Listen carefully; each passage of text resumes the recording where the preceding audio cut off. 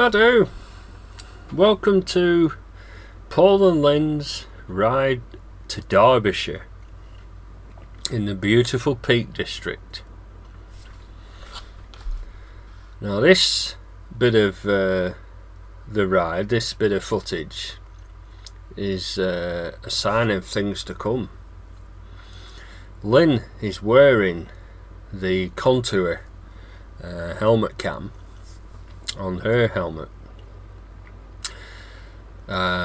This was just a try because I've ordered a new Contour +2 helmet cam off a guy on eBay. It's coming from Happy Valley in Oregon. That sounds such a lovely place, Happy Valley. Where do you live? Happy Valley. How can anybody be miserable there?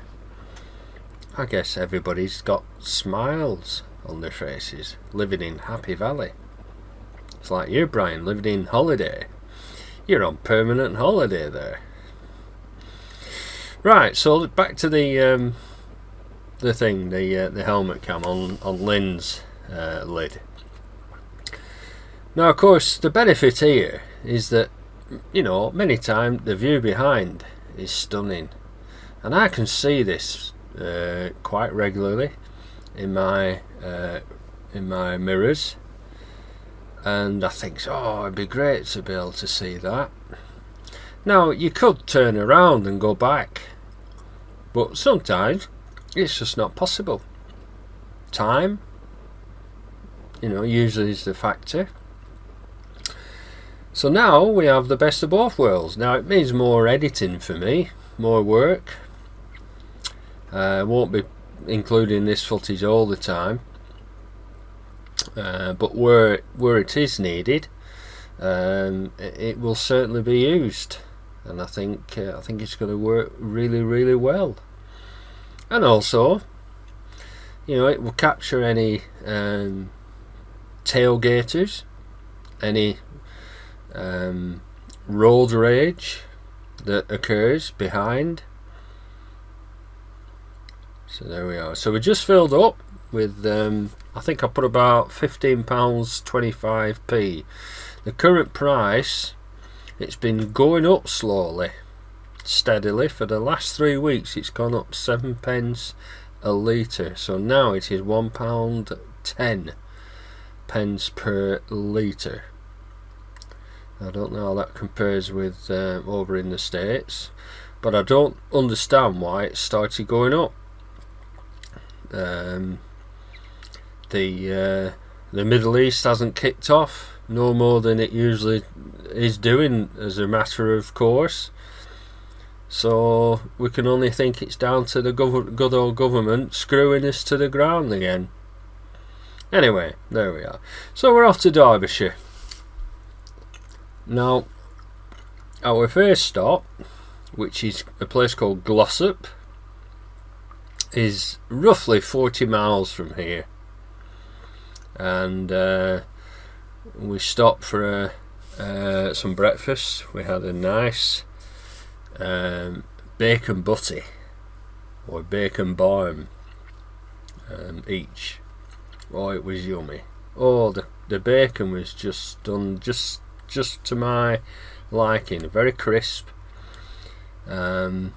beautiful, and a nice cup of tea for me, and a nice cup of coffee for Lynn.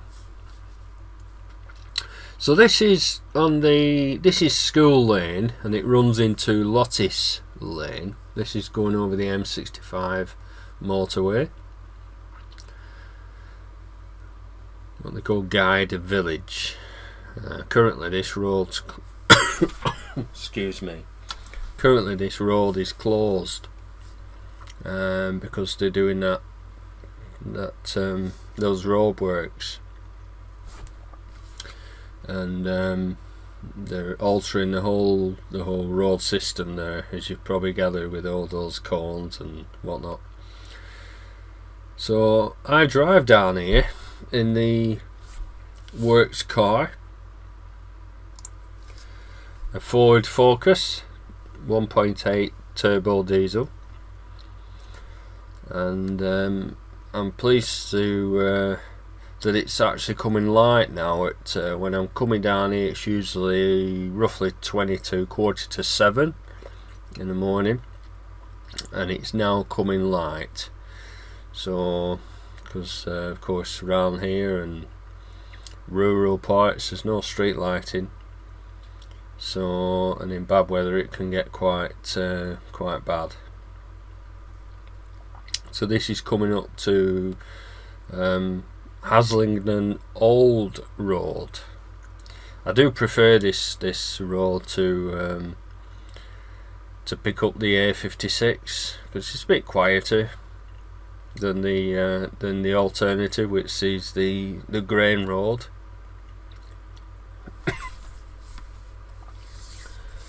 So yeah, so we'd planned this ride. We thought, right, where can we go? The weather forecast was good. However, Lynn wanted to go to the Lake District initially, but when I looked at the weather, there was an awful lot of rain across Scotland. And a friend of ours who lives in a place called Straven verified that by saying that it was heavy rain, and in fact I think some areas in the far northwest were expecting 8 inches of rain, so an awful lot of rain. So I thought, right, the best thing to do is head south, so that's what we're doing, to Derbyshire. Now Derbyshire is a lovely national park. There's some lovely little villages, lovely scenery. The only trouble is with Derbyshire, it can get very, very busy in the summer months, because it's, you know, you've got Manchester on its doorstep, or you've got Derbyshire on Manchester's doorstep, and you've got Sheffield on, you know, that's literally a few miles and you're into Derbyshire. Now Manchester and Sheffield are two very large cities, and of course, you know, people want to go out for walking, and of course you take their cars, so it can get very, very congested. And also, whilst I'm quick to say that I'm, you know, there's a time and a place for speed, most of the national speed limit or national speed limit class roads, i.e. A roads, are 50 miles an hour, and there's one road, it's the A515, which goes to Ashbourne, and it's a fantastic road. It takes you right down as far as Derby, and it's 50 miles an hour. Now I think personally 50 miles an hour on a good road like that is too slow, because if you stick to 50, and you know, with law enforcement cameras all over the place, mobile ones, then you're going to get drivers really driving close to you, getting really het up and angry. They're in the wrong, of course they are. However, you're only following the rules of the road, and so it can have an opposite effect. Now I'm just watching this vehicle in front. Now obviously with the camera, you know, I'm further away than thinking. Now watching brake, there you are. Now that was a finally, you know, thingied overtake, executed overtake, in my view, but that car put his brakes on because he thought I was being reckless. And as most car drivers who have never been on a motorcycle fail to realise, is that the acceleration of a bike of the FJR's capabilities far exceeds the abilities of a car. And you know, if you're not a biker, then it does look reckless. But it's just being too sort of skitty, and you know, not being confident on the road. That's the only thing I can put that down to. And on the advanced motorcycle test, you know, if you don't make progress, they'll fail you. So you know, there's two ways of looking at it. So we're just coming in towards Haslingden now, and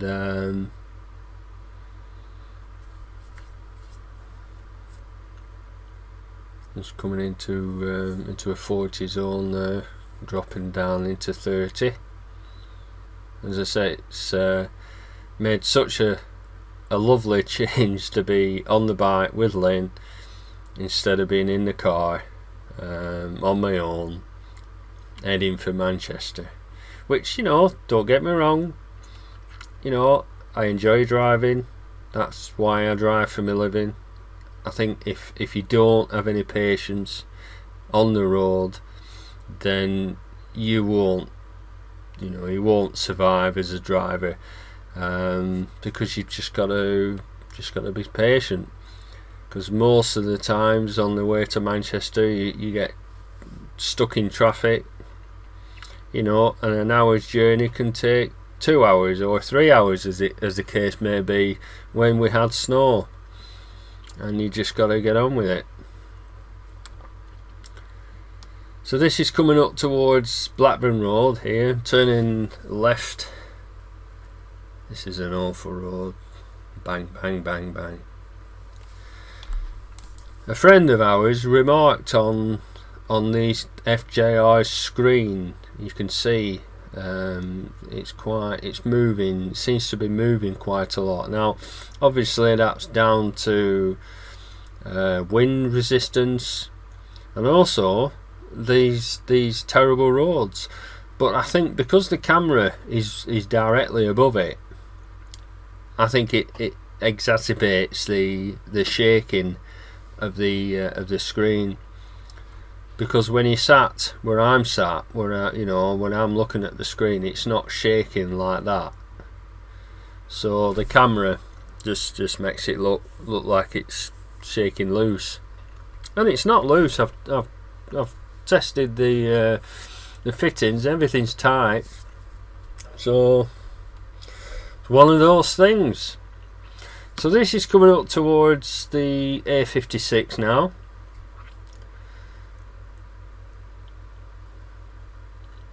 Which eventually turns into the M66. Nice and quiet. The time at the moment is roughly 9:15, I think, something like that. And the temperature was forecast to be between 11 and 15 degrees, and I think at this point it was about 7 or 8, which is 45 to 48 degrees. I think 8's 48, I think it is. We work in centigrade. So there we are. This is where it becomes the M66.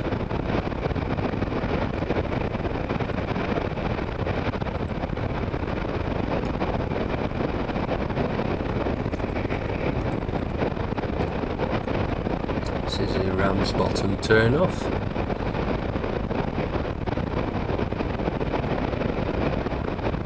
As I say, in the morning, some mornings going to Manchester, the traffic, both lanes of this motorway is you're moving, you're doing 60-70 miles an hour, but you're literally 2 seconds away from the vehicle in front, the 2 second gap. So it gives you an idea how busy it is.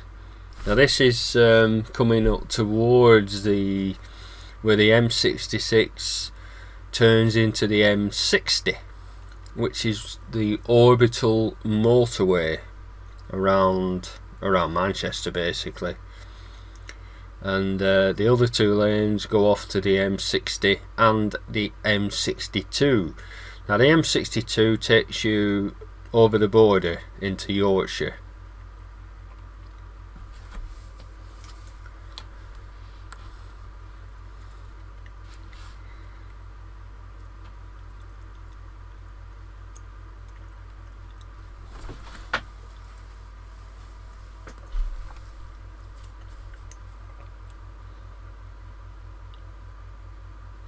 Like you said, Brian, on your Daytona ride, the cruise control for stretches of motorway or freeway is absolutely great. It's just so effortless. The fact that you can take your hand off and just stretch your arm, because I get a lot of pain in my right arm around the joint, and so it's nice to be able to take my hand off and just stretch my arm and not lose power. I mean, on the Pan-European, our last bike, we had a set of handlebar bar ends, and one of them, the throttle one, was actually a throttle lock, and they were expensive. I think they came from the States, and as you turn them, there was a brass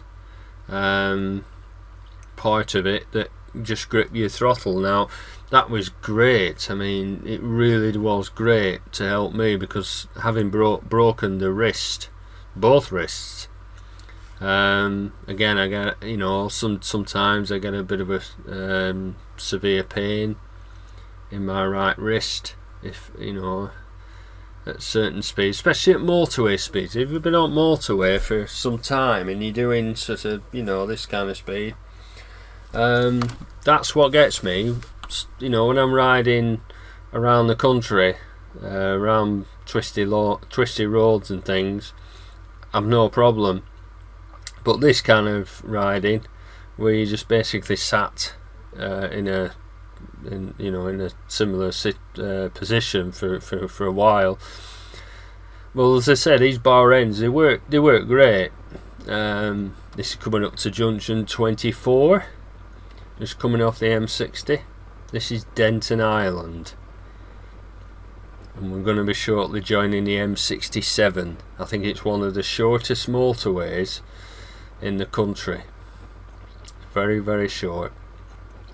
So yeah, these bar ends, great. The only trouble is, of course, is when you start climbing hills, you had to, you know, manually turn the throttle, and of course, if you went downhill, you'd have to manually knock the throttle down. So, you know, it had its limitations. They were certainly better than nothing. But this on the FJR, and you know, being electronic and basically, you know, to a degree holding you at the given speed, it's absolutely tremendous. And I must admit, apart from the bike being just pure, just beautiful, just so sexy, I don't mind saying that. I really don't. I think it's a beautiful machine. Apart from that was one of the big selling points, and I think the Pan-European, the ST1300, there's only that, the ST1300 and the FJR, that really do it for me now. We've had a couple of 1800 Gullwings. They were tremendous.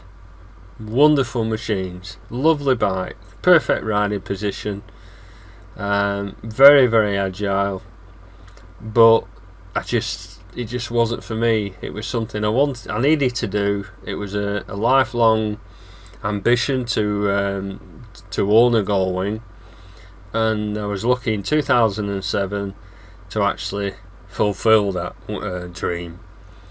And then we bought another one the same year when we saw a younger one, less miles, and basically cost us £5,000 with the trade-in. So you don't turn bargains like that down. But you know, we've got the t-shirt, we've had the t-shirt, we've moved on, and so there's only the Pan and the FJR that do it for me. And so really the ST1300, whatever Honda's going to do with that bike, whether it's going to finish the pan-European name, it's had some stick in the press.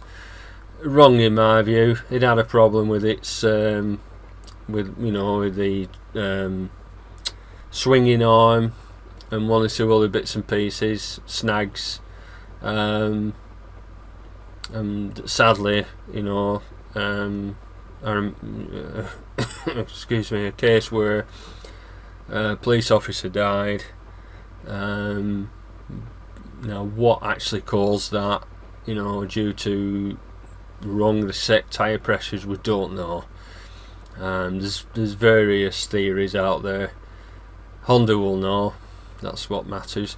But I never had any problem. I love the bike, and really that's all Honda need to do to improve it. If they put an electronic cruise control on, and after Brian's reviews of the electronic suspension, put that on as well, because that's standard now really. That's all they need to do, and because the bike to me is perfection, or near perfection. So yeah, so we're on the M67 here, heading towards Mottram and Hyde. What's coming up? Although I edited that bit, there's only probably 4 miles that I edited out there, so not a lot really. As I say, a very, very short motorway. And this turns into the A57.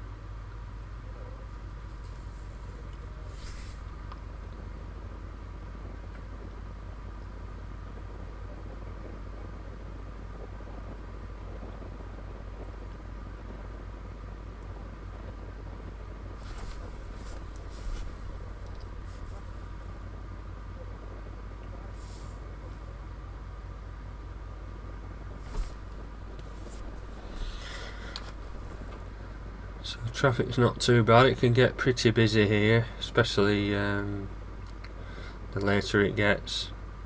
I usually fill up here, and it's also a good meeting place for our friends Graham and Belinda, because it's pretty.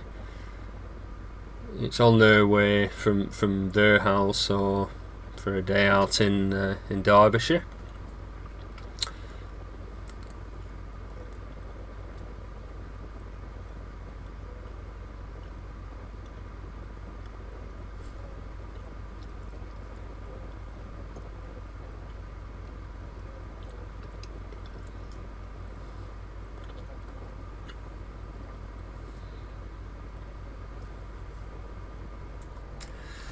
So here we are in Mottram in Longdendale. Mottram Moor.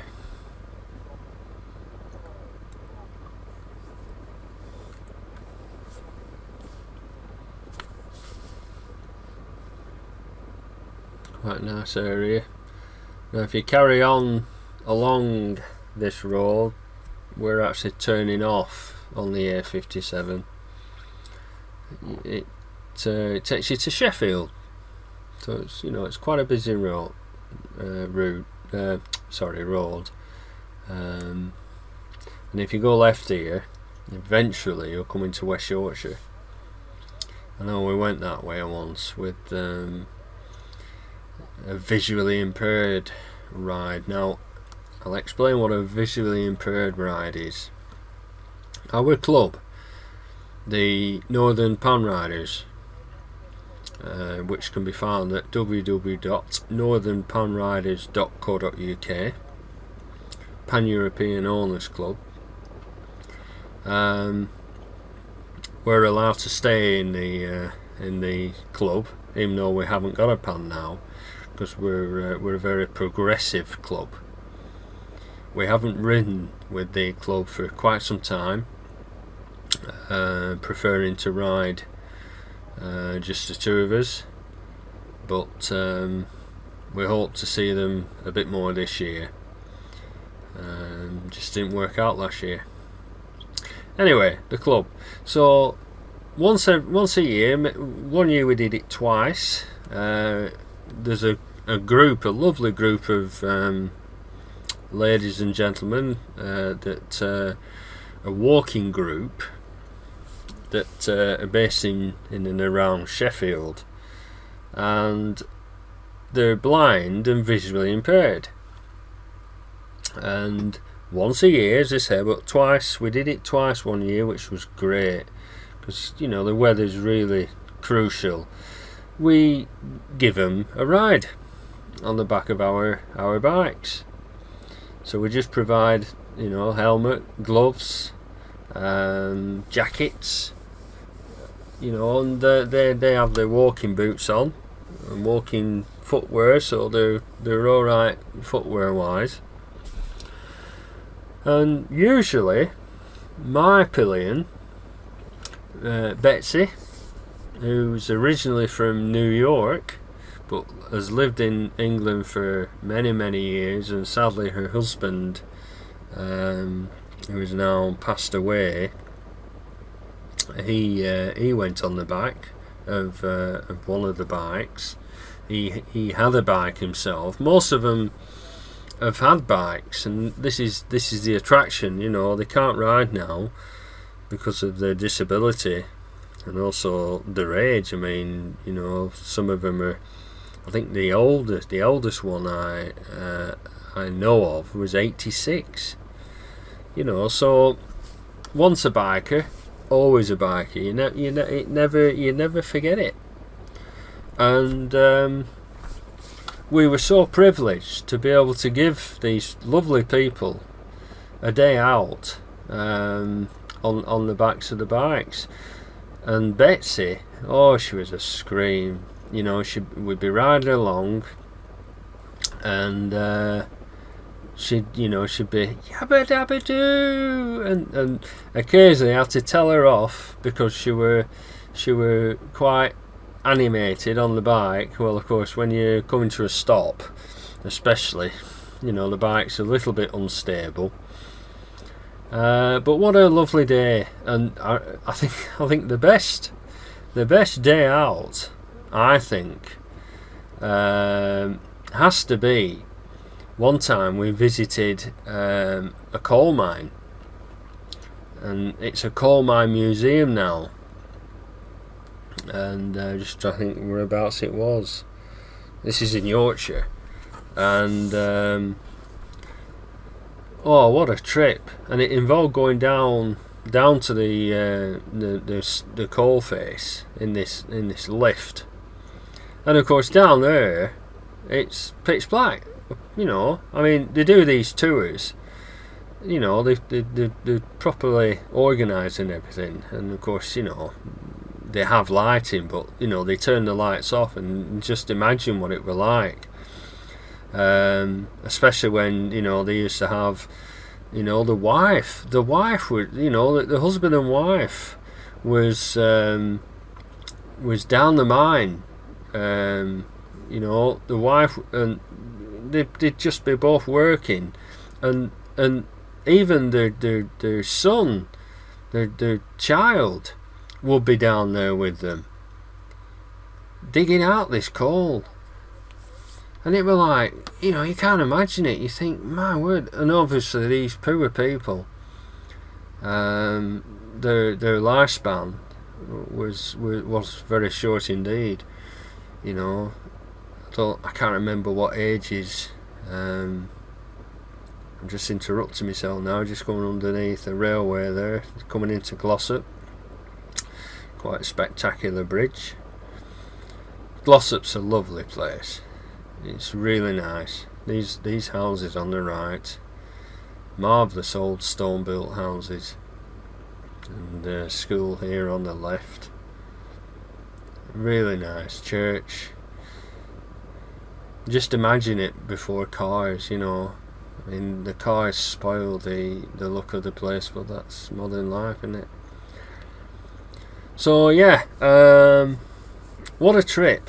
And do you know, it sounds bizarre, but they're, you know, rather than us leading them, which we did off the bike, you know, whenever we went anywhere, we you know, we went with them, and you know, if they had a guide, I mean, you know, the dog, what they have, how they did it, they have a minibus, and the one or two of the dogs and the staff, you know, the helpers, the volunteers, they travelled in the minibus, whilst of course the others went on the bike. And if there were too many people to bikes, if there were more people than bikes, of course then they'd have to swap over halfway, or you know, ride on the way back, you know, to make it fair. But they really look forward to it. I know Betsy, when she found out that they'd stopped doing it, sadly, because of insurance purposes, they went on the bikes, you know, at their own risk, but now, sadly with the litigation culture that we have in this country, and I guess the rest of the world, sadly, what was a really rewarding, you know, privilege, was stopped, and I really do miss it. I have got one or two DVDs of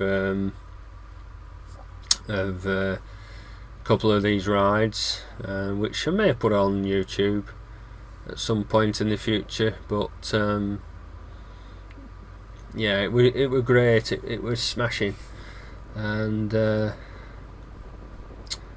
looks like it's no more. So, but one of the lads, Andy, in the club, he was the one that really got this going, and it's thanks to him and others before I joined in 2005 that really gave these people memories. You know, you can't buy that.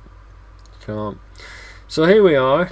We're nearly at destination. I've yapped and yapped and yapped. You've had no music, so sorry about that.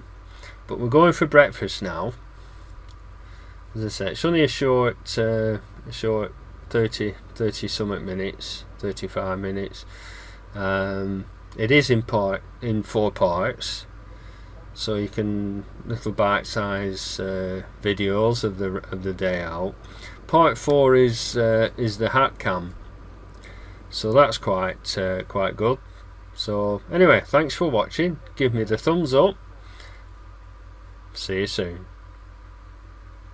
That's a cafeteria. Beautiful place. There's my Lynn. Oh, I love you, Lynn.